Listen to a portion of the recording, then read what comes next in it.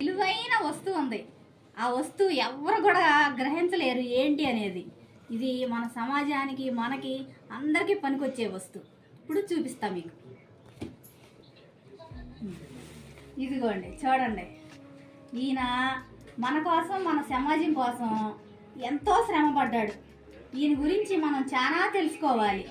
ఒక్కొక్కటి నేను నేర్చుకొని మీకు చెప్తా.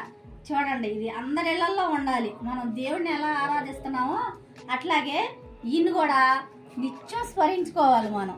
ఎందుకంటే గుర్తు చేసుకోవాలి మనం. అంత విలువైన ఆయన.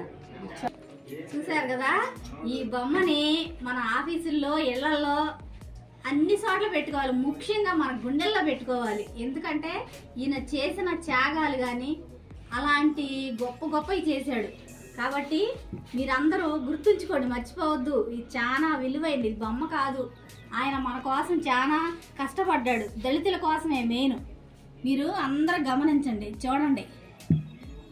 నమస్కారం.